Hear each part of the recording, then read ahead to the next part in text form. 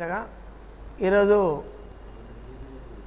చలో కరీంనగర్ అనే సమావేశానికి తరలి వచ్చినటువంటి ఉమ్మడి కరీంనగర్ జిల్లా అర్చకులందరూ కూడా మేము శిరస్సు వంచి నమస్కారం అందిస్తున్నాం.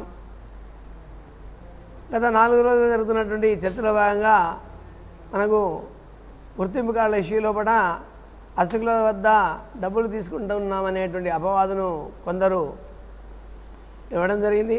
దాన్ని మనం ఖండిస్తూ ఎలాంటి పొరపాట్లకు తావు లేకుండా మనం అర్చకులందరికీ కూడా ఐడి కార్డులు ఇవ్వడం జరుగుతుంది. ఏసీ గారు వారు చాలా సమయం కేటాయించి మనకు అందిస్తామని వారు చెప్పారు. ఈ సందర్భంగా ధూపదీప నైవేద్య అర్చక సంఘానికి ప్రతినిధిగా చెప్పుకుంటున్నటువంటి వారికి మనకు ఎలాంటి సంబంధం లేదు.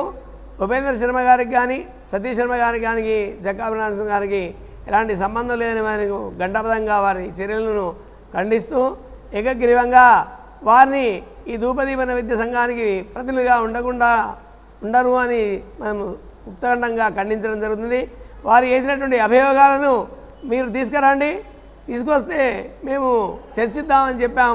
వారు రాలేదు కాబట్టి వారు ఈ విధంగా చేసినారు కాబట్టి వారే తప్పు చేసినట్టు అపవాదును వారే మనపైన వేశారని తెలియజేస్తున్నాం.